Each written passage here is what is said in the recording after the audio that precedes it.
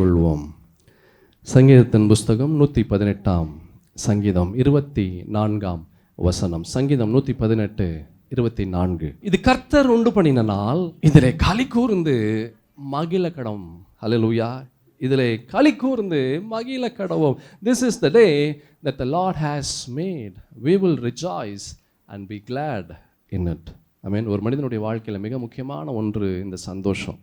ஆமென். இந்த சந்தோஷம் ஒரு மனிதனுடைய வாழ்க்கையிலிருந்து அது மறையும் போது he loses many things. அநேக காரியங்களை அவன் இழக்கக்கூடிய நிலை அவனுடைய வாழ்க்கையில் கடந்து வருகிறது. நல்ல கவனமாக கேளுங்க. Happiness is a choice. You can choose to be happy. You can choose to be happy. சந்தோஷன்றது நம்ம தேர்ந்தெடுக்கக்கூடிய ஒன்று.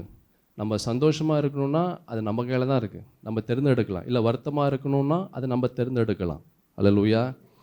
சந்தோஷம் சுற்றி இருக்கிற காரியத்தை வைத்து வருகிற ஒன்று அல்ல, நமக்குள்ளாக இருந்து வெளியே வரக்கூடிய ஒன்று இந்த சந்தோஷம். இது கர்த்தர் உண்டு பண்ணின நாள், இதில் களி கூர்ந்து மகிழ கடவோம். ஆமென். இந்த மாதத்திற்குரிய வாக்குத்தத்தத்தினுடைய தொடர்ச்சியாக இந்த வார்த்தை, இந்த செய்தியை இந்த நாளிலே நாம் பார்க்க இருக்கிறோம். நீங்கள் களி கூர்ந்து மகிழ கட வேண்டும் என்றால், நீங்கள் சந்தோஷமாக இருக்கணும், கடைசி வரைக்கும் உங்களுடைய வாழ்க்கையில் சந்தோஷம் இருக்கணும் அப்படின்னா, முதலாவது இந்த காரியம் கடைசி வரைக்கும் ஒரு கிறிஸ்தவனுடைய வாழ்க்கையில் இருந்தால் கடைசி வரைக்கும் நம்முடைய வாழ்க்கை சந்தோஷமாக இருக்கும். ஆமென். முதலாவது, number 1, Jesus has to live inside you. ஆண்டவராக இயேசு நமக்குள்ளாக அவர் வாழணும். ஆமென். ரோமர்கள் நிருபம் 8 10 வசனம் பார்க்கலாம். மேலும் கிறிஸ்து உங்களில் இருந்தால் சரீரமானது பாவத்தின் நிமித்தம் மரித்ததாயும் ஆவியானது நீதியின் நிமித்தம் ஜீவன் உள்ளதாயும் இருக்கும். மேலும் கிறிஸ்து உங்களில் இருந்தால், ஆண்டவராகிய இயேசு கிறிஸ்து ஒரு கிறிஸ்தவனுக்குள்ளாக அவர் வாழக்கூடிய நிலையில் ஒரு கிறிஸ்தவனுடைய வாழ்க்கை இருந்தால், அந்த சரீரம் எப்படி இருக்கிறது? பாவத்தின் நிமித்தம் மரித்ததாயும் ஆவியானது நீதியின் நிமித்தம் ஜீவன் உள்ளதாயும் இருக்கும். இப்படி இருந்தால் எந்த பிசாசோ, எந்த மனிதனோ, எந்த சூழ்நிலையோ ஒரு கிறிஸ்தவனுடைய சந்தோஷத்தை அது திருட முடியாது. அல்லேலூயா. ஆண்டவராகிய கர்த்தர் ஒரு மனிதனுக்குள்ளாக வாசம் செய்யும் போது அந்த மனிதனுடைய வாழ்க்கை ரொம்ப வித்தியாசமாக இருக்கிறது. அந்த மனிதனுடைய எண்ணங்கள் வித்தியாசமாக இருக்கிறது. அந்த மனிதனுடைய சுவாபம் வித்தியாசமாக இருக்கிறது. அந்த மனிதனுடைய தன்மைகள் வித்தியாசமாக இருக்கிறது. சிந்தை வித்தியாசம், பேச்சு வித்தியாசம், நடவடிக்கைகள் வித்தியாசம், எல்லாமே வித்தியாசமாக இருக்கிறது. எப்போ? ஆண்டவராகிய இயேசு அவனுக்குள்ளாக வாசம் செய்யும் போது. அந்த வசனத்தில் அழகான ஒரு காரியத்தை அப்போஸ்தலனாகிய பவுல் ரோமாபுரிக்கு எழுதின அந்த கடிதத்தில் அழகான ஒரு காரியத்தை சொல்லியிருக்கிறார். மேலும் கிறிஸ்து உங்களில் இருந்தால், அவர் உங்களுக்குள்ளாக இருந்தால் சரீரம் பாவத்தின் நிமித்தம் மரித்ததாக இருக்கும். ஆவியானது எப்படி இருக்கிறது? அது நீதியின் நிமித்தம் அது ஜீவனாக இருக்கும், அது உயிர் உள்ளதாக இருக்கும். அல்லேலூயா. அது உயிருள்ளதாக இருக்கும்போது என்னென்னலாம் மரித்து போய் இருக்கிறதோ அதை அது உயிர்ப்பிக்கும். அநேகருடைய வாழ்க்கையில் சந்தோஷம் மரித்து போன நிலையில் இருக்கிறது, சமாதானம் மரித்து போன நிலையில் இருக்கிறது, பல விஷயங்கள் மரித்து போன நிலையில் இருக்கிறது. ஆவி அது உயிரோடு இருக்கிறதா? ஆவி உள்ள அது ஜீவனோடு இருக்குதான்னு பாருங்க. எப்படி ஆவி உள்ள ஜீவனோடு இருக்கிறது என்று எப்படிங்க தெரியும்? ஆண்டவராக இயேசு கிறிஸ்து உள்ள இருந்தா ஆவி அது உயிர் உள்ளதாக, அது ஜீவன் உள்ளதாக இருக்கும். அப்படி ஆவி உள்ள ஜீவன் உள்ளதாக இருக்கும் போது எதெல்லாம் மரித்த நிலையில் இருக்கிறதோ அதெல்லாம் உயிர் உள்ள நிலையில காணப்படும். ஹல்லேலூயா. ஆமென். ஏன் நம்முடைய வாழ்க்கையில சந்தோஷத்தை பெற்றுக்கொள்ள முடியல? வாழ்க்கையில் சந்தோஷமே இல்லைங்க. ஏதாவது ஒரு பிரச்சனை வந்து கொண்டே இருக்கிறது. நான் நல்லா இருந்தால் கூட என் வாய் நல்லா இருக்க மாட்டேங்குது. என் வாய் எதையோ ஒன்று சொல்லிடுது. அதனால பிரச்சனைகள் கடந்து வருகிறது. அப்படி பிரச்சனைகள் கடந்து வரும்போது பலவிதமான போராட்டம் வருது. எல்லா நிம்மதியும் போய், எல்லா சமாதானம் போய், எல்லா சந்தோஷம் போகுது. என்ன பண்ணணும்னே தெரியல. என் பிரியமான தேவஜனமே, யோசித்து பாருங்க, இந்த வசனத்தை பாருங்க. ஆண்டவராக இயேசு கிறிஸ்து நமக்குள்ளாக இருக்கிறாரா? அவர் நமக்குள்ளாக வாழ்ந்து இருக்கிறாரா? அவர் நமக்குள்ளாக உயிருள்ள தேவனாக கிறிஸ்துவாக அவர் வாசம் செய்கிறாரா என்று பாருங்க. 2 கொரிந்தியர் புஸ்தகத்தில் 4 6 வசனத்தை பார்க்கலாம் வேகமாக. இருளிலிருந்து வெளிச்சத்தை பிரகாசிக்க சொன்ன தேவன் இயேசு கிறிஸ்துவின் முகத்தில் உள்ள தமது மகிமையின் அறிவாகிய ஒளியை தோன்ற பண்ணும் பொருட்டாக எங்கள் இருதயங்களிலே அவர் பிரகாசித்தார். என்ன ஒரு அழகான ஒரு வசனம் பாருங்களேன். இருளிலிருந்து வெளிச்சத்தை பிரகாசிக்க சொன்ன தேவன் இயேசு கிறிஸ்துவின் முகத்தில் உள்ள தமது மகிமையின் அறிவாகிய ஒளியை, எப்படி இருக்கு? இயேசு கிறிஸ்துவின் முகத்தில் என்ன இருக்கு? மகிமையின் அறிவாகிய ஒளியை தோன்ற பண்ணும் பொருட்டாக எங்கள் இருதயங்களிலே அவர் பிரகாசித்தார். நம்முடைய இருதயம் அது வெளிச்சமாக இருக்கணும் அப்படின்னா தேவனுடைய வெளிச்சம் உள்ள வரணும். தேவனுடைய வெளிச்சம் உள்ள வரணும்னா ஆண்டவராகிய இயேசு கிறிஸ்து உள்ள இருக்கணும். அவர் உள்ள இருந்தால் அந்த இடத்துல வெளிச்சமாக இருக்கும். ஒரு இருட்டான ஒரு அறையில் ஒரு மெழுகுவத்தி அந்த இருட்டு அறைக்குள்ளே வச்சிங்கன்னா அந்த இருட்டு அறை எப்படி இருக்கும்? நல்லா சத்தமாக சொல்லுங்க. வெளிச்சமாக இருக்கும். அதே அந்த மெழுகுவத்தியை அந்த அறையிலிருந்து எடுத்துட்டு நீங்கள் வீட்டுக்கு வெளியே வச்சிட்டீங்க, அப்போ என்ன ஆகும்?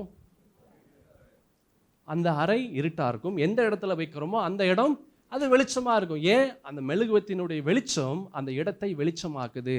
ஆண்டவராகிய இயேசு கிறிஸ்து ஒரு மனிதனுக்குள்ளாக வரும்போது அந்த மனிதனுடைய வாழ்க்கை அது பிரகாசமாக இருக்கிறது, வெளிச்சமாக இருக்கிறது, அது ஜீவன் உள்ளதாக இருக்கிறது. அல்லேலூயா, ஆமென். அந்த வசனம் ரொம்ப அழகான ஒரு வசனத்தை நாம் பார்த்தோம். இருளிலிருந்து வெளிச்சத்தை பிரகாசிக்க சொன்ன தேவன் இயேசு கிறிஸ்துவின் முகத்தில் உள்ள, எப்படி? இயேசு கிறிஸ்துவின் முகத்தில் உள்ள தமது மகிமையின் அறிவாகிய ஒளியை தோன்ற பண்ணும் பொருட்டாக எங்கள் இருதயங்களில் என்ன செஞ்சாரு? அவர் பிரகாசித்தார். நம்ம ஆண்டவராகிய கர்த்தர் நம்முடைய இருதயத்தை பிரகாசிக்கிறாரா? இல்லை அந்த இருதயம் இருட்டாக இருக்குதா? ஐயோ எனக்கு என்ன பண்ணுறதுனே தெரியல, என்ன செய்யணுன்னே தெரியல, எந்த முடிவெடுக்கணுன்னே தெரியல, எனக்கு குழப்பமாக இருக்கிறது, நான் எந்த காலேஜ் போகணும்னு தெரியல, எந்த இடத்துல வேலை செய்யணும்னு தெரியல, எப்படிப்பட்ட காரியங்கள் செய்ய வேண்டும் என்று தெரியல, எனக்கு எதுவுமே தெரியல. ஐ cannot மேக் எ டிசிஷன். எனக்கு முடிவெடுக்க தெரியல. ஏன்? இருட்டாக இருக்குது. ஏன் இருட்டாக இருக்குது? அங்கே வெளிச்சம் இல்லை. ஏன் வெளிச்சம் இல்லை? ஆண்டவராகிய இயேசு கிறிஸ்து இல்லை. லிசன், நல்லா கவனமாக கேளுங்க. பரிசுத்த தேவனாகிய கர்த்தர், பரிசுத்த தேவனுடைய ஆவி ஒரு சரீரத்திற்குள்ளாக இருந்தால் அவனை சகல சத்தியத்திற்குள்ளாகவும் அந்த ஆவியானவர் ஆண்டவராகிய கர்த்தர் அவனை கொண்டு நிறுத்துவார். தானியேலுக்குள்ளாக ஒரு விசேஷித்த ஆவி இருந்தது. அந்த விசேஷித்த ஆவி ராஜாக்களுக்கு முன்பாக கொண்டு நிறுத்தினது. ராஜாவுக்கு தெரியாது, வேற சாஸ்திரிகளுக்கு தெரியாது, ஜோஷியம் பார்க்குறவங்க தெரியாது, குறி சொல்லுறதுக்கு யாருக்குமே தெரியல, ஒருத்தனுக்கும் தெரியல. ஆனால் தானியேலுக்கு மாத்திரம் எல்லாம் தெரிந்தது. ஏன்? அவனுக்குள்ளாக அந்த வெளிச்சம் இருந்தது. அல்லேலூயா. ஒரு கிறிஸ்தவனுக்குள்ளாக தேவ வெளிச்சம், தேவ பரிசுத்த ஆவியானவர் ஆண்டவராக இயேசு கிறிஸ்து ஒரு கிறிஸ்தவனுக்குள்ளாக இருக்கும்போது அவன் எல்லாமே ஞானத்தோடு அவன் கடந்து செய்வான். எது அவனுக்கு முன்பாக தடையாக இருந்தாலும் அந்த தடைகளை உடைத்து அவன் கடந்து வருவான். அல்லேலூயா.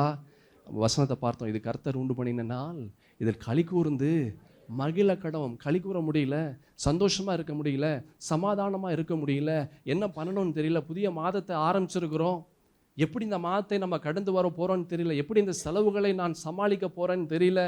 பலவிதமான குழப்பங்கள், பலவிதமான வேதனைகள், பலவிதமான போராட்டங்கள், தெளிவான முடிவு எதுலேயுமே எடுக்க முடியல. ஏன்? வெளிச்சம் இல்லை. கண்ணு பார்க்க முடியல, யோசிக்க முடியல, சிந்திக்க முடியல. ஆண்டவராகிய கர்த்தர் நமக்குள்ளாக வாசம் செய்கிறாரா என்று பாருங்க. ஹல்லேலூயா, ஆமென். நம் இருதயத்திற்குள்ளாக அவர் உள்ள வரணும். You have to accept it. ஆண்டவராகிய இயேசுவை நமக்குள்ளாக கொண்டு வரணும்.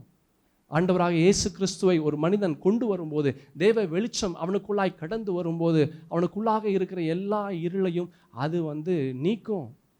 எல்லா விதமான அழுக்கையும் எல்லா பாவங்களையும் சாபங்களையும் அது கழுவி சுத்திகரிக்கும். ஹல்லேலூயா. ஆண்டவர் வர வேண்டும் என்ற ஆசை அநேகருக்கு இருக்கு. ஆண்டவர் வர வேண்டும் என்ற ஆசை அநேகருக்கு இருக்கு. ஆனால் ஆண்டவர் சொல்லுவதை கேட்பதில் ஆசை இல்லை.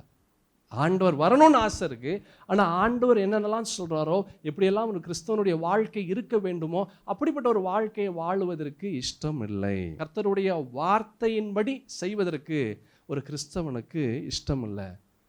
கர்த்தருடைய வார்த்தையின்படி செய்யாமல் தன்னுடைய வார்த்தையின்படி, தன்னுடைய ஆசையின்படி, தன்னுடைய இஷ்டத்தின்படி செய்யும்போது ஆரம்பம் நன்றாக இருக்கும், ஆனால் முடிவு நன்றாக இருக்காது. நீதிமொழிகளின் புஸ்தகம் 20ஆம் அதிகாரம் 21ஆம் வசனத்தை நீங்கள் பார்க்கும்போது பரிசுத்த வேதத்தில் அழகான ஒரு காரியத்தை பார்க்கலாம். ஆரம்பத்திலே துரிதமாக கிடைத்த சுதந்திரம் முடிவிலே ஆசீர்வாதம் பெறாது.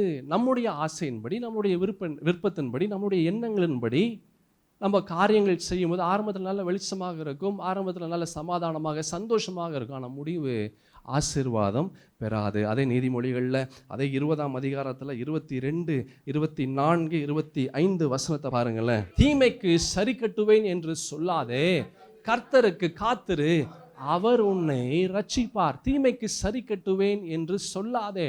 இப்படிப்பட்ட எண்ணங்கள் எப்போ வரும்னா, தேவ வெளிச்சம் உள்ள இல்லைன்னா இப்படிப்பட்ட மனுஷிக எண்ணங்கள் வரும், மாம்ச சிந்தை கடந்து வரும். ஆண்டவர் சொல்றாரு, தீமைக்கு சரி கட்டுவேன்னு சொல்லாதே, கர்த்தருக்கு காத்திரு, அவர் உன்னை விடுதலை செய்வார். அல்லேலூயா. அவர் உன்னை வழி நடத்துவார். எப்போ இதெல்லாம் சொல்ல முடியும்? ஆண்டவர் நமக்குள்ளாக வாசம் செய்யும் போது, தேவ வெளிச்சம் ஒரு கிறிஸ்தவனுக்குள்ளாக கடந்து வரும்பொழுது இப்படிப்பட்ட காரியங்கள் கடந்து வரும். நீங்கள் அதே இது 24, 25 பாருங்க. கர்த்தராலே மனுஷனுடைய நடைகள் வாய்க்கும், ஆகையால் மனுஷன் தன் வழியை அறிந்து கொள்வது எப்படி? கர்த்தராலே மனுஷருடைய நடைகள் வாய்க்கும்.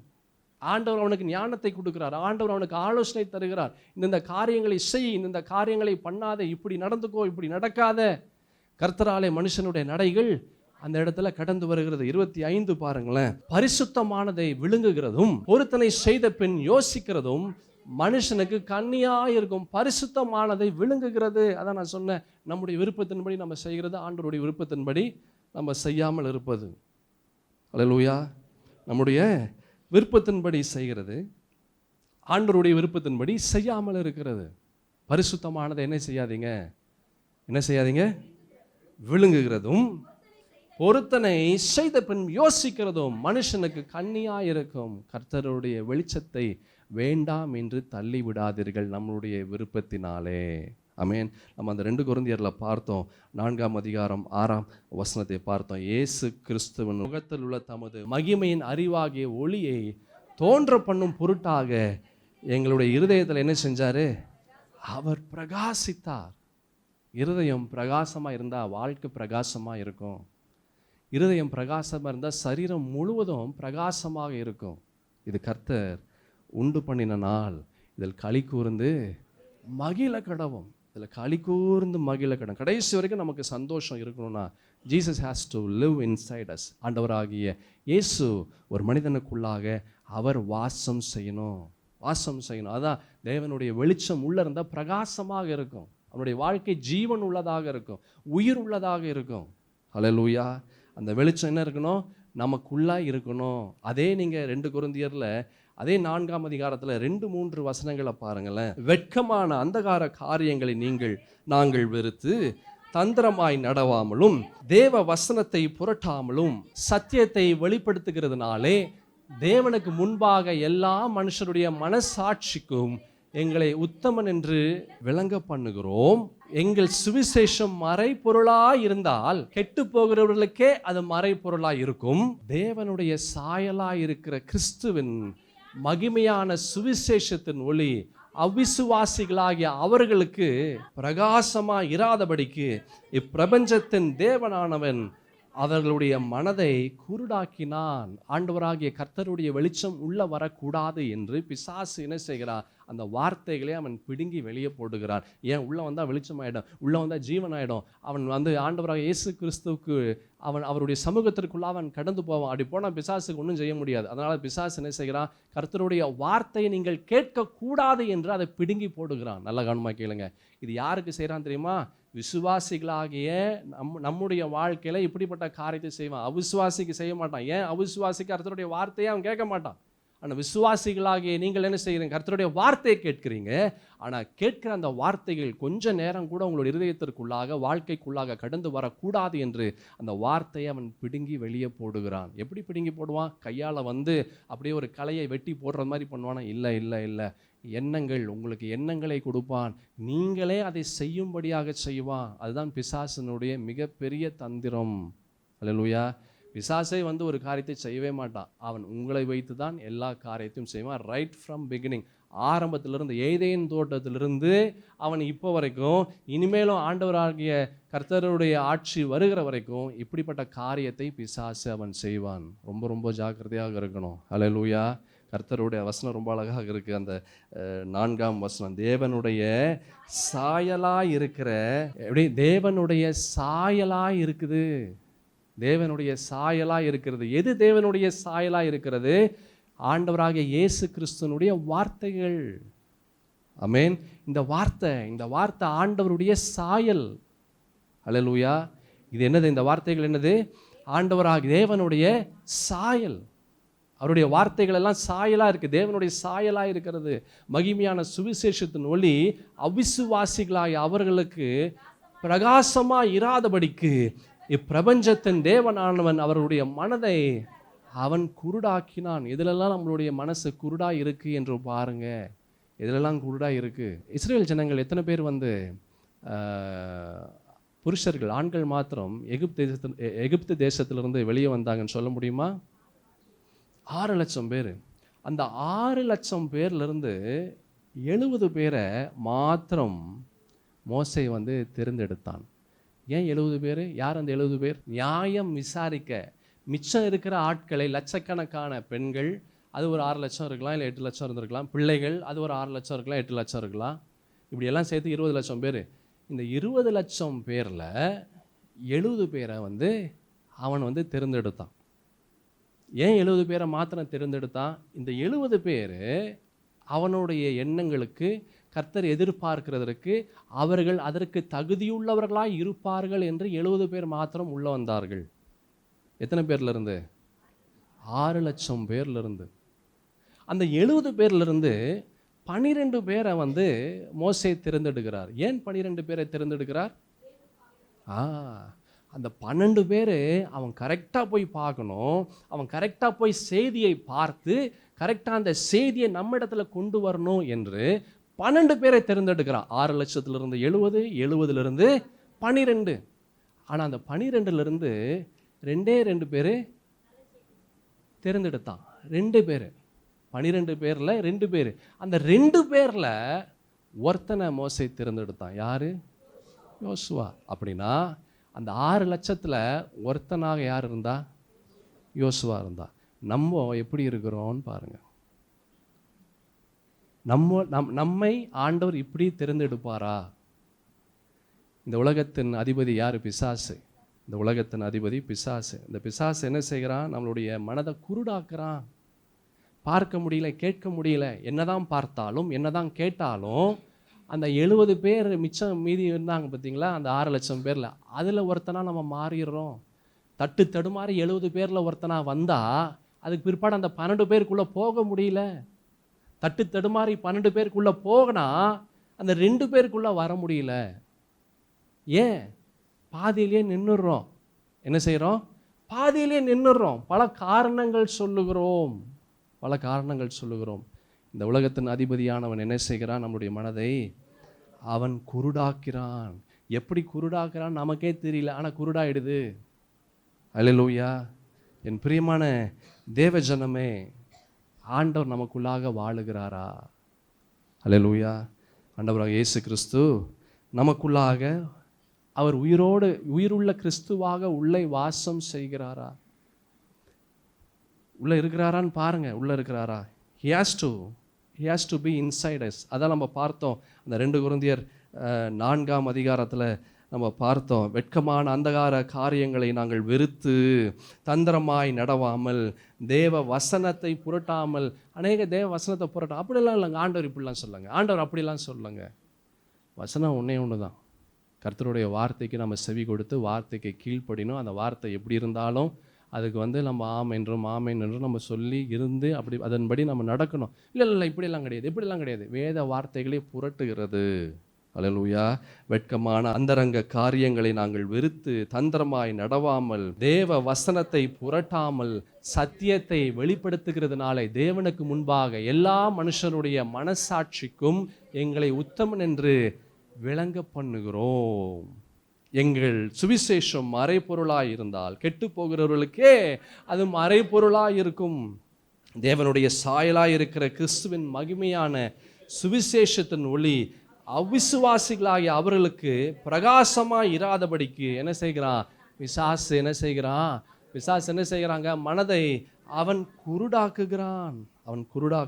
நம்முடைய விருப்பத்தின்படி நாம் காரியங்களை மாற்றுகிற நபராக இருந்தா அது நமக்கு ஆசீர்வாதத்தை கொடுக்காது. அல்லேலூயா. நம்முடைய விருப்பத்தை போல, நம்முடைய விருப்பத்தை செய்வதை போல நாம் வாழக்கூடிய ஒரு வாழ்க்கை வாழ்ந்தா அது ஒருபோதும் நமக்கு நன்மைகளை கொண்டு வராது. Christ will not live into us. கிறிஸ்து நமக்குள்ளாக வாசம் செய்ய மாட்டார். கிறிஸ்து நமக்குள்ளாக வாசம் செய்யலைன்னா எல்லா காரியங்களும் அது மரித்து போன நிலையில் காணப்படும். சந்தோஷம் இருக்காது, சமாதானம் இருக்காது, தேவனுடைய ஆசீர்வாதம் இருக்காது, பாதுகாப்பு இருக்காது, தேவனுடைய ஞானம் இருக்காது, ஆலோசனை இருக்காது, எதுவுமே இருக்காது. எல்லாமே மனுஷீகத்திலே எல்லாமே நாம் செய்யக்கூடிய நிலைக்குள்ளாக கடந்து வரும். ஆண்டவர் உள்ள இல்லை என்றால். ரோமர்கள் நிருபம் 7ஆம் அதிகாரம் 15ஆம் வசனத்திலிருந்து 17ஆம் வசனமுடைய வேகமாக நாம் பார்க்கலாம். எப்படி எனில், நான் செய்கிறது எனக்கே சம்மதி இல்லை, நான் விரும்புகிறதை செய்யாமல் நான் வெறுக்கிறதையே செய்கிறேன். அநேகருடைய வாழ்க்கையில் இப்படிதான் இருக்கு. எப்படி? நான் செய்கிறது எனக்கே சம்மதி இல்லை, நம்மளுக்கு தெரியுது, ஆனாலும் நம்மளால் ஒன்றும் செய்ய முடியல. நம்ம என்ன பண்ணுறோன்றது நமக்கு நல்லா தெரியுது, ஆனாலும் அதிலிருந்து வெளியே வர முடியல. ஒரு வட்டத்தை நாமே உருவாக்கி கொண்டு வருகிறோம். அந்த வட்டத்திற்குள்ளாக நம்ம வெளியே வரத்துக்கு நமக்கு முடியல. ஏன் முடியல? அதுக்கு பல காரணங்கள் இருக்கிறது. அந்த வட்டம் உன்னை அழித்து விடும். அந்த வட்டம் உன்னை அதால பாதாளத்திற்குள்ளாக கொண்டு போயிடும். அந்த வட்டம் இருக்கிற வரைக்கும் ஆசீர்வாதத்தை சுதந்திரிக்க முடியாது. அல்லேலூயா. அந்த வசனத்தை பார்க்குற, நான் செய்கிறது எனக்கு என்ன இல்லை, சம்மதி இல்லை, நான் விரும்புகிறதை நான் செய்ய மாட்டேன்றேன், நான் என்ன செய்கிறேன், நான் வெறுக்கிறதையே நான் என்ன செய்கிறேன், நான் செய்கிறேன். இப்படி நான் விரும்பாததை நான் செய்கிறவனாய் இருக்க நியாயப்பிரமாணம் நல்லதென்று ஒத்துக்கொள்கிறேனே, ஆதலால் நான் அல்ல, எனக்குள் வாசமாய் இருக்கிற பாவமே அப்படி செய்கிறது. எனக்குள்ளாக என்ன இல்லை, பாவம் இருக்குது, ஆண்டவர் உள்ள வாசம் செய்ய முடியல. அல்லேலூயா. என் சகோதரா சகோதரி, வாட் இஸ் இன்சைட் அஸ்? நமக்குள்ளாக என்ன இருக்குது? நமக்குள்ளாக பெருமை இருக்குதா? நமக்குள்ளாக அகந்தை இருக்குதா? இல்லை நமக்குள்ளாக நம்மளுடைய சுய எண்ணங்கள் இருக்குதா? இல்லை நமக்குன்னு போட்ட சில வட்டங்களை உருவாக்கி வைத்திருக்கிறோமா? இல்லை பயங்கள் உள்ள இருக்கிறதா? இல்லை என்ன தான் இருக்குது உள்ள? எது கர்த்தர் இல்லாமல் எது இருந்தாலும், அழகனமாக கேளுங்க, ஆண்டவர் இல்லாமல் வேற எது இருந்தாலும் நமக்கு சந்தோஷத்தை அது கொடுக்காது, நமக்கு சமாதானத்தை அது கொடுக்காது, நமக்கு ஆசீர்வாதத்தை அது கொடுக்காது. கர்த்தர் இருந்தால் மாத்திரமே அந்த வெளிச்சம் நம்மை பிரகாசிக்கும். அல்லேலூயா. அந்த வெளிச்சம் என்ன செய்யும்? நம்மை பிரகாசிக்கும். எந்த பாவமும் சந்தோஷத்தை, நல்ல கவனமாய் கேளுங்க, எந்த பாவமும் சந்தோஷத்தை நிரந்தரமாய் அது கொடுக்கவே முடியாது. எல்லாமே டெம்பரவரி தான். கொடுக்கக்கூடிய எல்லா சந்தோஷமும் அது டெம்பரவரி. ரைட் ஃப்ரம் ஸ்டார்ட், ஆதாம் ஏவாள் காலத்துலேருந்து இதே நிலைமை தான். ஏவாளுக்கு ரொம்ப சந்தோஷமாக இருந்தது. அந்த சர்ப்பம் அந்த வார்த்தைகள் சொல்லும்போது, இன்னும் சொல்ல போனால் அந்த வார்த்தைகளை விட அவள் போய் அந்த பழத்தை பார்க்கும்போது அவ்வளவு சந்தோஷமாக இருந்தது. அந்த வசனத்தை நீங்கள் பார்த்தீர்களானால் ஆதியாகமம் 3ஆம் அதிகாரத்தில் நீங்கள் பார்த்தீங்கன்னா, அந்த 6ஆம் வசனத்தை நீங்கள் பார்த்தீங்கன்னா அது எப்படிப்பட்ட வார்த்தைகள்ன்ற, இல்லை 5ஆம் வசனத்திலேருந்து நீங்கள் பார்க்கலாம். 5லிருந்து சர்ப்பம் சொல்லுது ஏவாளை பார்த்து, நீங்கள் இதை புசிக்கும் நாளிலே உங்கள் கண்கள் திறக்கப்படும் என்றும் நீங்கள் நன்மை தீமை அறிந்து தேவர்களைப் போல இருப்பீர்கள் என்றும் தேவன் அறிவார். அல்லேலூயா. ஆமென். ஆசை, அதனுடைய விளைவு இழப்பு, அதனுடைய விளைவு மரணம். அல்லேலூயா. நீங்கள் புசிக்கும் நாளில் எப்படி இருக்கிறீங்க? தேவர்களைப் போல நீங்கள் இருப்பீர்கள், தேவர்களைப் போல மாறுவீர்கள். 6வது வசனத்தை பார்த்தீங்கன்னா, அப்பொழுது ஸ்திரீயானவள் அந்த விருட்சம் புசிப்புக்கு நல்லதும், பார்வைக்கு எப்படி இருக்குது? நல்லா இருக்கு, பார்வைக்கு ரொம்ப நல்லா இருக்கு, புத்தியை தெளிவிக்கிறதற்கு இச்சிக்கப்படத்தக்க விருட்சமாக இருக்கிறது என்று பார்க்குறேன். இதுதான் சூப்பர், இதுதான் பெஸ்ட்டு, இதுதான் எனக்கு சந்தோஷம், இதுதான் எனக்கு சமாதானம், இதுதான் எனக்கு நிம்மதி, இதுதான் எனக்கு எல்லாமே, இதுதான் எனக்கு எல்லாமே. எதில் முடிவெடுத்தா? மனுஷிகத்தில் முடிவெடுத்தா. உள்ள என்ன இல்லை? ஆண்டவர் இல்லை. உள்ள ஆண்டவர் இல்லை, உள்ள வெளிச்சம் இல்லை. அந்த வெளிச்சம் உள்ளே இருந்திருந்தா அந்த வெளிச்சம் காண்பிக்கும். என்ன செய்யும்? ஐயோ வேண்டாம், ஐயோ இது வேண்டாம், திஸ் இஸ் ராங், இது உனக்கு நன்மையை கொடுக்காது, உனக்கு இது தீன்மையை கொடுக்கும், உனக்கு ஜீவனை கொடுக்காது, இது மரணத்தை கொடுக்கும். உள்ள ஆண்டவராகிய இயேசு கிறிஸ்து வாசம் செய்திருந்தா. ஏன்? அது வெளிச்சம். அந்த வெளிச்சம் நமக்கு வெளிச்சத்தில் வெளிச்சம் காண்கிறோம் என்று பார்க்கிறோம். அது வெளிச்சம் போட்டு காண்பிக்கும் என்னென்ன காரியங்கள் என்று. ஆனால் உள்ளே என்ன இருந்தது? ஆசை உள்ளே வந்தது. உள்ளே இருக்கிற வெளிச்சம் வெளியே வந்துருச்சு. உள்ளே இருக்கிற ஆண்டவராக இயேசு வெளியே வந்துட்டாரு, வேற காரியங்கள் உள்ளே வந்துருச்சு. காயின் அடுத்தது நம்ம பார்த்தோம், அடுத்து நம்ம பார்க்கலாம். காயின் அவனுடைய வாழ்க்கையில் இதே போல தான். அவனுக்கு இச்சை, உணவன் மீது ஒரு ஆசை, தனக்கு தனக்கு என்று அவன் நன்மையானதை வைத்துக்கொண்டு இதை மிச்சம் மீதி ஆண்டவருக்கு கொடுக்கக்கூடிய காரியம். நல்லா கவனமாக கேளுங்க. காயினை நம்ம குறை சொல்லுகிறதுக்கு ஒன்றும் இல்லை. அநேக காயின்கள் இன்று கிறிஸ்தவ உலகத்தில் அவர்கள் இருக்கிறார்கள். தனக்கு பெஸ்ட்டு வச்சுக்கிட்டு மிச்சம் மீதி ஆண்டவருக்கு கொடுக்கறது. மிச்சம் மீதியான நேரத்தை ஆண்டவருக்கு நம்ம கொடுக்குறோம். ஏதோ ஆண்டவருக்கு பிச்சை போடுவதை போல ஞாயிற்றுக்கிழமை ஆராதனைக்கு ஒரு நேரம் வந்துட்டா பெரிய ஒரு விஷயம் ஆண்டவருக்கு செய்ததை போல ஆண்டவருக்கு பிச்சை போடுறான். காயின் அதுதான் செய்தான். நல்ல கவனமாக கேளு. காயின் அதுதான் அவன் செய்தான். நல்லதெல்லாம் தனக்கு வச்சுட்டு மிச்சம் மீதியானதை அவன் ஆண்டவருக்கு கொடுத்தான். கர்த்தர் என்ன செஞ்சாரு? நல்லா சத்தமா சொல்லுங்க. கர்த்தர் அங்கீகரிக்கல. அந்த வசனத்தை பார்த்தீங்கன்னா ஆண்டவர் ஒரு காரியத்தை அவர் சொல்றார். 4ஆம் அதிகாரத்தில் 5வது வசனம். காயினையும் அவன் காணிக்கையும் அவர் அங்கீகரிக்கவில்லை. அவர் அங்கீகரிக்கல. அவன் கொடுத்தது மாத்திரமில்லை, அவனையே அங்கீகரிக்கல. ஏன்? ஆண்டவருக்கு மிச்சம் மீதியை போட்டான். நம்ம ஆண்டவருக்கு என்ன பண்றோம்? நேரத்தை, மிச்சம் மீதியான நேரத்தை ஆண்டவருக்கு பிச்சை போல ஆண்டவருக்கு போடுறோம். ஹல்லேலூயா. யோசித்து பாருங்கள், நம்ம என்னென்ன காரியங்கள் செய்கிறோம் என்று. என்னென்ன காரியங்கள் செய்கிறோம். அப்போ ஏன் ஆண்டவர், ஏன் நம்ம வாழ்க்கையில் நம்ம வசனத்தை பார்க்குறோம்? இது கர்த்தர் உண்டு பண்ணின நாள், இதில் களி கூர்ந்து மகிழ கடவும். களி கூறவே முடியல. எந்த நாளும் களி கூற முடியல. கடந்த 7 மாதங்களை கடந்து வந்திருக்கிறோம். 7 மாதத்தில் சந்தோஷமாக இருந்த நாட்கள்னு பார்த்தா சொற்பமான நாட்கள் தான். விரலை விட்டு எண்ணிரலாம். ஆனால் மீதம் இருக்கிற நாட்கள் எல்லாமே என்னது? வருத்தமும் கண்ணீரும் பயமும் வேதனையும் அழுகையும் பற்கடிப்பும் புலம்பலும் இப்படிப்பட்ட ஒரு நிலையாய் இருக்கிறது. ஏன் களி கூற முடியல? ஏன் மகிழ்ச்சியாக இருக்க முடியல? ஏன்? உள்ள ஆண்டவர் இல்லை, உள்ள வெளிச்சம் இல்லை. வேற என்னதான் இருக்குது? வேற ஏதோ ஒரு காரியம் இருக்குது. வேற ஏதோ ஒரு காரியம் இருக்குது. காயினுக்குள்ளாக என்ன இருந்த? இச்சை இருந்தது. ஏவாளுக்குள்ளாக என்ன இருந்த? ஆசை இருந்தது. அவன் காயின் தனக்குன்னு எல்லாத்தையும் தனக்கு வச்சுட்டு மிச்சம் மீதியானது காரியத்தை ஆண்டவருக்கு போட்டான். நம்மளும் ஆண்டவருக்கு மிச்சம் மீதி தான் போடுறோம். நேரத்தை, பிரயாசத்தை, மற்ற எல்லா காரியத்தையும். எப்படி நம்ம இருக்கிறோம் என்று பாருங்க. அல்லேலூயா. எப்படிப்பட்ட காரியத்தை நம்ம ஆண்டவருக்கு செய்கிறோம். இப்படிப்பட்ட காரியங்களை நம்ம யோசிக்க முடியாத அளவிற்கு பிசாசு நம்முடைய மனக்கண்ணை, அவன் இருதயத்தை குருடாக்குகிறான். இப்படிப்பட்ட வார்த்தையை நாங்கள் சொன்னா கூட அந்த வார்த்தையை ஏற்றுக்கொள்ள மனசு கூட வரமாட்டேங்குது. அல்லேலூயா. ஒன்று நமக்கு தெரியணும், இல்லை நமக்கு தெரியாமல் மற்றவர்கள் சொன்னாலும் அதை ஏற்றுக்கொள்ளக்கூடிய ஒரு மனசு வரணும். ரெண்டுமே இல்லை அப்படின்னா ரொம்ப கடினமான ஒரு கஷ்டமான ஒரு நிலைக்குள்ளாக அந்த மனிதனுடைய வாழ்க்கை கடந்து வரும். வசனத்தை பார்த்த ஆண்டவர் என்ன செய்யல? அவன் காயினையும் அவன் காணிக்கையும் ஆண்டவர் அங்கீகரிக்கவில்லை. அப்போ காயினுக்கு என்ன ஆகுது? ரொம்ப எரிச்சல் வருது. நமக்கு எரிச்சல் வருது. ஏன் என்ன ஆசீர்வதிக்க மாட்டேன்றீங்க? ஏன் எனக்கு உதவி செய்ய மாட்டேன்றீங்க? பாருங்க, எப்படி கண்ணாடியை போல இருக்கு. பாருங்க, முகம் பார்க்குற கண்ணாடியை போல இருக்குது காயினை பார்க்கும்போது. அல்லேலூயா. எப்படி இருக்கு? காயினை பார்க்கும்போது எப்படி இருக்கு? முகம் பார்க்குற கண்ணாடியை போல. அவன் சொல்லுவான், ஏன் எனக்கு இப்படி பண்ணுறீங்க? அவனுக்கு எரிச்சல் வருது. நமக்கு எவ்வளோ எரிச்சல் வருது ஆண்டவர் இடத்துல. ஆண்டவரே, எனக்கு ஏன் இந்த உதவி செய்ய மாட்டேன்றீங்க? ஏன் என் சரீரத்தில் இந்த வியாதி போக மாட்டேங்குது? ஏன் என்னுடைய குடும்பத்தினுடைய நிலை இப்படி இருக்குது? நாங்கள் நல்ல ஆசீர்வாதமாக இருந்தோம், ஆனால் இப்போ எங்களுடைய வாழ்க்கையில் ஆசீர்வாதமே இல்லை. எல்லாம் கம்மியாயிடுச்சு, எல்லாம் குறைந்திருக்கிறது. என்ன பண்ணுறதுன்னு தெரில. கடன், நகை, நிறைய நகை ஐ கேன் ஃபீல். அநேகர் நகையை கடன் வச்சுட்டு அந்த கடன் வட்டியை இப்போ கட்டி கொண்டு இருக்கக்கூடிய ஒரு நிலைக்குள்ளாக அநேக கிறிஸ்தவனுடைய வாழ்க்கை இருக்கிறது. வேதம் சொல்லுகிறது, நீ என்ன செய்வ? நீ கடன் கொடுப்பாய், நீயும் என்ன செய்ய மாட்ட. இது கர்த்தருடைய ஆசீர்வாதம். ஆனால் அந்த ஆசீர்வாதம் நமக்குள்ளாக வரலை. ஏன் வரலை?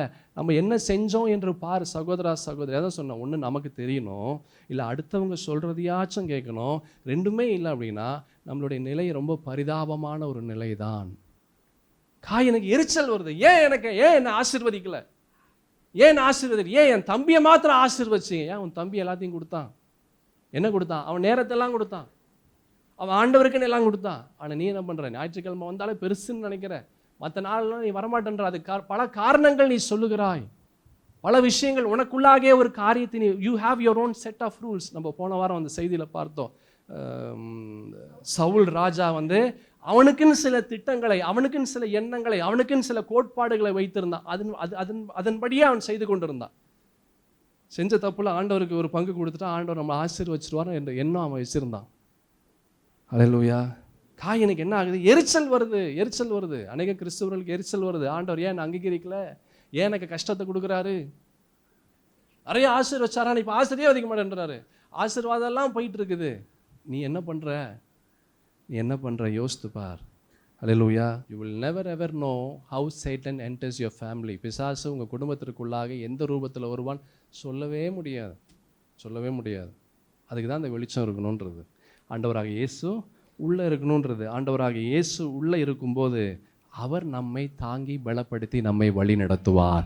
எந்த பிசாசு வந்தாலும், எந்த பிசாசின் கிரியைகள் கடந்து வந்தாலும் அவைகளை உடைத்து, அவைகளை ஜெயித்து நாம் மேற்கொள்ளும்படியாக பரிசுத்த தேவனுடைய ஆவியானது நம்மை உயர்த்தி நம்மை பலப்படுத்தும். அல்லேலூயா. உம்மாலே நான் ஒரு சேனைக்குள் பாய்வேன், உம்மாலே நான் ஒரு மதிலை நான் தாண்டுவேன்.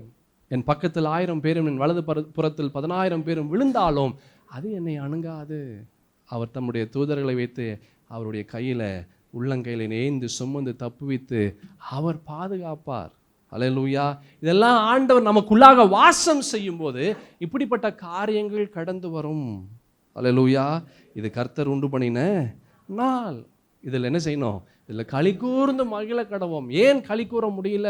ஆண்டவராக இயேசு உள்ளே இருக்கிறாரா? அந்த வெளிச்சம் உள்ளே இருக்குதான்னு பாருங்க. இல்லை வேற ஏதாவது இருக்கா? ஏவாளுக்கு ஆசை உள்ளே இருந்தது, அந்த வெளிச்சம் உள்ளே வரல, அவருடைய வாழ்க்கை அழிந்து போனது. காயினுக்குள்ளாக தேவ வெளிச்சம் உள்ளே இல்லை, அவனுக்குள்ளாக ஆசை, அவனுக்குள்ளாக இச்சையின் ஆவி இருந்தது. எல்லாம் எனக்கு வேணும் என்று அவன் எடுத்துக்கொண்டான். நோவா காலத்து ஜனங்கள் அவர்களும் இப்படி தான், தன் இஷ்டத்தின் போல அவருடைய வாழ்க்கை, எண்ணம் போல வாழ்க்கை. அவர்கள் என்னென்னலாம் தோணுதோ எல்லாமே செய்தான். அல்லேலூயா. என்ன செஞ்சான்? அவர்களுக்கு என்னென்னலாம் தோணுச்சோ எல்லாமே செய்தான். அவருடைய வாழ்க்கையில் எல்லாவற்றையும் அவர்கள் இழக்கக்கூடிய ஒரு நிலை வந்தது. எல்லாவற்றையும் இழந்து போனார்கள். 6ஆம் அதிகாரம் ஆதியாகமத்தின் புஸ்தகத்தில் பார்த்தீங்கன்னா அவர்கள் எல்லாவற்றையும் இழக்கக்கூடிய ஒரு நிலை வந்தது. 5ஆம் வசனம் 6ஆம் அதிகாரம் 5ஆம் வசனம் ஆதியாகமத்தின் புஸ்தகத்தில், மனுஷனுடைய அக்கிரமம் பூமியில் பெருகினது, அதிகமாயிடுச்சு, ரொம்ப அதிகமாயிடுச்சு. மனுஷனுடைய அக்கிரமம், தன் இஷ்டத்தின் போல எல்லா காரியத்தையும் அவன் செய்து கொண்டு வந்தான். பெருகிச்சு, ரொம்ப பெருகிச்சு. அவனுடைய இருதயத்தின் நினைவுகள் தோற்றமெல்லாம் நித்தம் பொல்லாததே. கர்த்தர் பார்க்கிறார் பொல்லாதது. விளைவு என்னாச்சு? மரணமாக வந்தது.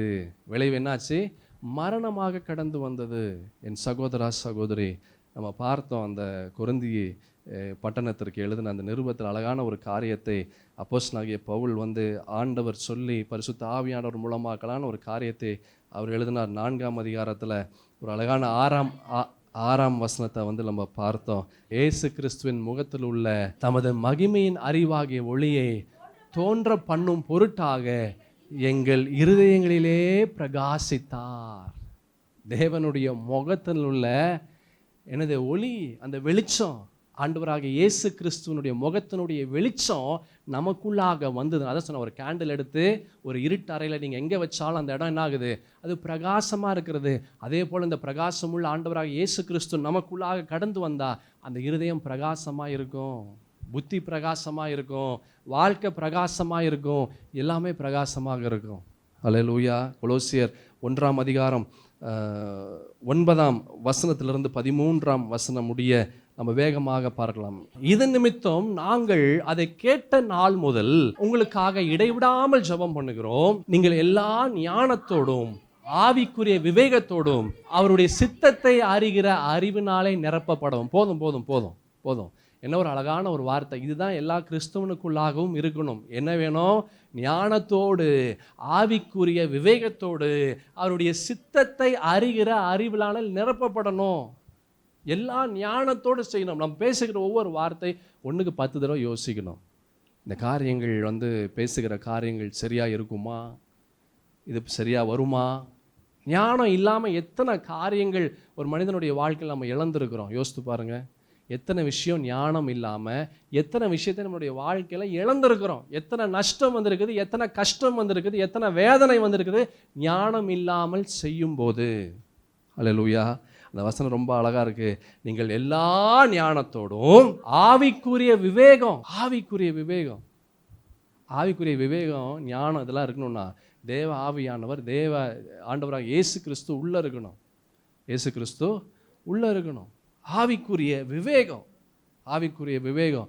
என்னது ஆவிக்குரிய விவேகம்? ஒரு கஷ்டம் வருது, ஒரு பாடு வருது, ஒரு வேதனை வருது, ஒரு பண கஷ்டம் வருது, ஒரு வியாதி வருது, ஆவிக்குரிய விவேகம் இருக்கணும். ஏன் இந்த கஷ்டங்கள் வருகிறது, ஏன் இந்த பாடுகள் வருகிறது, இந்த கஷ்டத்தில் இந்த பாடுகளில் நான் என்ன செய்யணும், நான் என்ன பண்ணணும்? ஆவிக்குரிய விவேகம் அப்போ தான் கிரியேட் செய்யும். அல்லேலூயா. ஆனால் ஆவிக்குரிய விவேகம் இல்லை அப்படின்னா அந்த கஷ்டத்தில் நம்மளுக்கு விடுதலை வரல, அந்த பண கஷ்டத்தில் விடுதலை வரல, அந்த வியாதியில் விடுதலை வரல, அந்த போராட்டத்தில் விடுதலை வரலன்னா, ஆவிக்குரிய விவேகம் இல்லை அப்படின்னா அவன் ஆண்டவரை விட்டு அவன் பின்வாங்கி போயிடுவான். அல்லேலூயா. ஆவிக்குரிய விவேகம் இல்லை என்றால் அதுக்கு அடுத்தது பார்த்தீங்கன்னா அவருடைய சித்தத்தை அறிகிற அறிவு. இது எல்லாமே ரொம்ப முக்கியம். ஆண்டவராக இயேசு கிறிஸ்து உள்ளே இருந்தால் இது எல்லாமே இருக்கும். ஞானம் இருக்கும், ஆவிக்குரிய விவேகம் இருக்கும், அவருடைய சித்தத்தை அறிகிற அறிவு. இது ஆண்டவருடைய சித்தமாக இந்த காரியத்தை நான் செய்கிறது, இந்த இடத்துல போய் நான் கட்டுகிறேன், இந்த இடத்துல நான் வீடு வாங்குகிறேன், இது கர்த்தருடைய சித்தமா? இந்த காரியத்தை பிஸ்னஸ் நான் தொடங்குகிறேன், இது கர்த்தருடைய சித்தமா? இந்த வரனை நான் பார்க்கிறேன் என்னுடைய மகனுக்கு, என்னுடைய மகளுக்கு, இது கர்த்தருடைய சித்தமா? அல்லேலூயா. இது கர்த்தருடைய சித்தமா? The will of God, கர்த்தருடைய சித்தத்தின்படி செய்யும்போது அது நமக்கு நன்மைகளை கொடுக்கிறது. ஆமென். அதுக்கு பிற்பாடு பாருங்க, சகலவித நற்கிரியைகளுமாகிய கனிகளை தந்து தேவனை அறிகிற அறிவில் விருத்தி அடைந்து கர்த்தருக்கு பிரியம் உண்டாக அவருக்கு பாத்திரராய் நடந்து கொள்ளவும். சகலவிதமான நற்கிரியைகள், குட் ஒர்க்ஸ், நல்ல காரியங்கள் செய்வது, இதெல்லாம் ஆண்டவராக இயேசு கிறிஸ்து நமக்குள்ளாக வாழும்போது இப்படிப்பட்ட தன்மைகள் வெளியே வருது.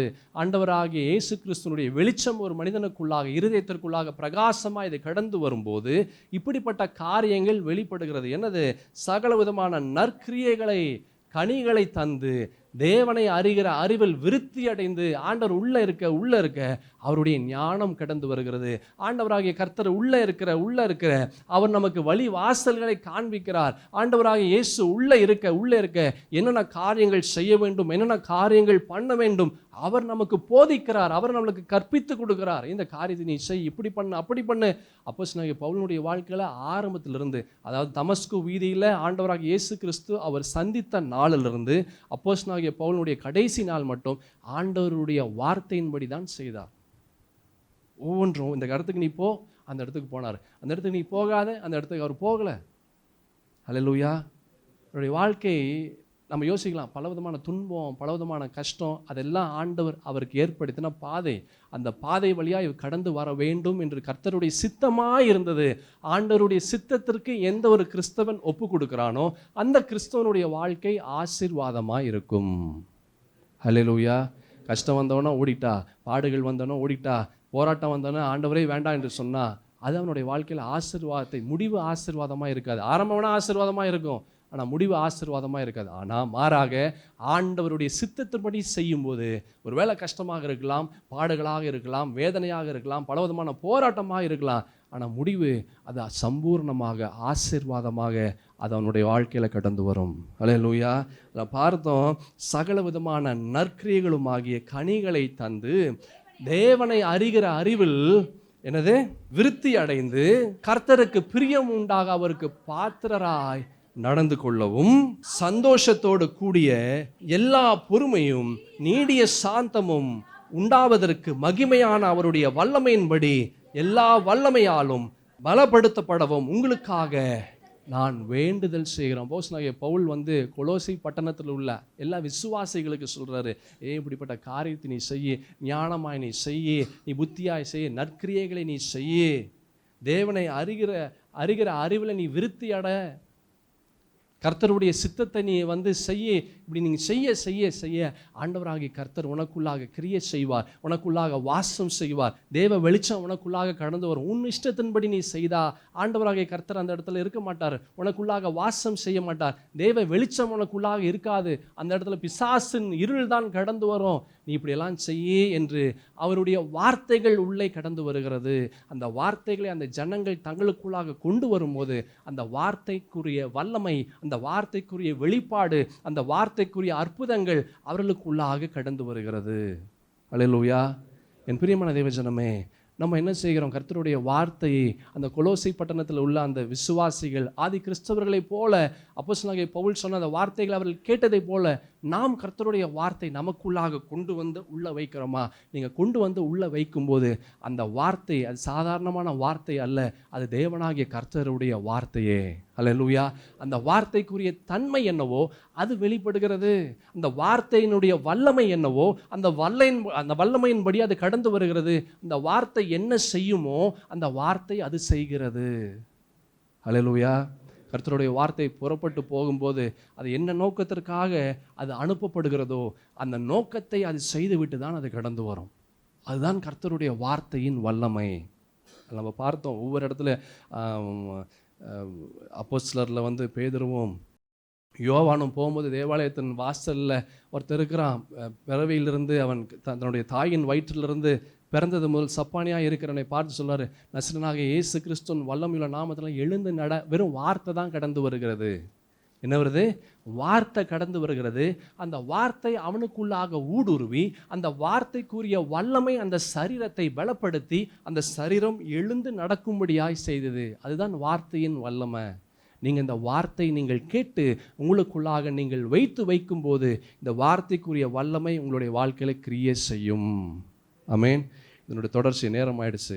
இதனுடைய தொடர்ச்சி அடுத்த வாரம் நாம் பார்க்கலாம். என் பிரியமான தேவஜனமே, ஆண்டவராகிய கர்த்தர் நம்மை பார்த்து கேட்கிறார், எத்தனை முறை நான் உன்னை ஆசீர்வதிச்சிருப்பேன், எத்தனை முறை உன்னை நான் உயர்த்தி உன்னை பாதுகாத்திருப்பேன். ஆனால் நீ எனக்கு என்ன செய்கிறாய்? நீ எனக்கு என்ன செய்கிறாய்? ஏன் இப்படிப்பட்ட ஒரு காரியத்தை எனக்கு நீ கொடுக்கிறாய்? காயினை போல நீ செய்கிறாயே, காயினை போல நீ செய்கிறாயே. ஏன் உன்னால் உணர முடியல? ஏன் என்னுடைய வார்த்தை உனக்குள்ளாக ஊடுருவ முடியல? அந்த வார்த்தை எத்தனை நன்மைகளை அந்த வார்த்தையின் மூலமாக நீ பெற்றிருக்கிறாய். எத்தனை முறை அந்த வார்த்தை உன்னை தாங்கி உன்னை பலப்படுத்தி இதுகாரும் உன்னை வழிநடத்தி கொண்டு இருக்கிறது. ஏன் அந்த வார்த்தைக்கு நீ செவி கொடுக்க மாட்டேன்ற? ஏன் அந்த வார்த்தை உன்னுடைய வாழ்க்கையில் நீ ஏற்றுக்கொள்ள மாட்டேன்ற? காயினை போல நீ செய்கிறாயே, காயினை போல நீ செய்கிறாயே. என் பிரியமான தேவஜனமே, கர்த்தர் உன்னை நோக்கி அவர் கேட்கிறார். கர்த்தருடைய வார்த்தைக்கு நீ என்ன பதில் சொல்ல போகிற? நீ என்ன பதில் சொல்ல போகிற? மகா உன்னதமான தேவனாகிய கர்த்தாவே, இந்த நாளிலும் தானே இந்த புதிய மாதத்திலே, இந்த மாதத்தின் முதல் ஞாயிற்றுக்கிழமை முதல் ஆராதனையில் உம்முடைய வார்த்தைகள் எங்களுக்குள்ளாய் கடந்து வந்ததற்காக நன்றி அப்பா. தேவனுடைய வார்த்தையின் வெளிச்சம் எங்களுடைய இருளை பிரகாசமாய் ஆண்டவரே நாங்கள் காணும்படியாய் செய்ததற்காக நன்றி. என்னென்ன காரியத்தில் இருள் இருந்தது என்று தேவனுடைய வார்த்தை எங்களுக்கு வெளிச்சம் போட்டு ஆண்டவரே காண்பித்ததற்காக நன்றி அப்பா. அந்த வார்த்தை எங்களுக்குள்ளாக நாங்கள் வைத்து வைக்கிறோம். தேவனுடைய பரிசுத்த வாக்கு தத்துவம் இது கர்த்தர் உண்டு பண்ணின நாள், இதில் களி கூர்ந்து மகிழ கடவோம் என்ற அந்த வாக்கு தத்துவத்தின்படி நாங்கள் களி கூர்ந்து மகிழும்படியாக எங்களுடைய வாழ்க்கை மாறணும். அப்படின்னா நீங்கள் எங்களுக்குள்ளாக வாசம் செய்யணும். இந்த தேவனாகிய கர்த்தாவே, நீர் எங்களுக்குள்ளாய் கடந்து வாருங்க. நீங்கள் கடந்து வரக்கூடாதபடி இருக்கிற எல்லா தடைகள் உடைப்பட்டு போவதாக. எல்லா தடைகள் உடைப்பட்டு போகட்டும். இயேசுவின் நாமத்தினாலே தேவனுடைய வெளிச்சம் கடந்து வரட்டும். எல்லா இருளை பிரகாசிக்கிற தேவனுடைய ஒளி கடந்து வருவதாக. இந்த வார்த்தைகள் எங்களை நல் பாதையில் எங்களை வழி நடத்துவதாக. எங்களை நாங்கள் ஒப்பு கொடுக்குறோம். எங்களுடைய சுய விருப்பம் வேண்டாம், எங்களுடைய சிந்தை வேண்டாம், எங்களுடைய கடினமான பலவிதமான காரியங்கள் வேண்டாம், எதுவுமே வேண்டாண்ட நீர் உம்முடைய வார்த்தை மாத்திரம் போதும். ஆண்டவர் எப்படி யோசுவா அந்த 6 லட்சம் பேரில் ஒருவனாக அந்த யோசுவா கடந்து வந்தானோ, அதே போல் ஆண்டவரே நாங்கள் உமக்கு முன்பாய் கடந்து வர எங்களை நாங்கள் ஒப்பு கொடுக்குறோம். தகுதி உள்ளவர்களாக நீர் எங்களை மாற்றுங்க. கரைதரையற்றவர்களாக உங்களுடைய வஸ்திரங்களை அசுசிப்படுத்தாதபடி உம்முடையவர்களாய் நீர் எங்களை மாற்றுங்க. இந்த வாரம் முழுவதும், இந்த மாதம் முழுவதும் தேவனுடைய வார்த்தையின்படி எங்களுடைய வாழ்க்கையை நாங்கள் ஒப்பு கொடுக்கிறோம். நீரே எங்களை தாங்கி பலப்படுத்தி ஆசீர்வதிங்க. தகுதி உள்ளவர்களாய் நீர் எங்களை மாற்றுங்க. இயேசுவின் நாமத்தில் துதிக்கிறேன் என் நல்ல பிதாவே. ஆமேன், ஆமேன். ஆத்துமாவே கர்த்தரை ஸ்தோத்திரி. என் முழு உளமையார பரிசுத்த நாமத்தை சோத்ரி. என் ஆத்துமாவை கர்த்தரை சோத்ரி. அவர் செய்த சகல உபகாரங்களையும் மறவாதே. ஆமென். நம் ஆண்டவராக இயேசு கிறிஸ்துவின் கிருபையும் பிதாவாகிய தேவனுடைய அன்பும் பரிசுத்த ஆவியின் ஐக்கியமும் சமாதானம் சந்தோஷம் வழி நடத்துதலும் நம் அனைவரோடும் இன்றும் என்றும் சதா காலமும் இயேசுவின் வரிய பிரிந்தமிருந்து தாங்கி பலப்படுத்தி வழி நடத்துவதாக. ஆமென். ஆமென்.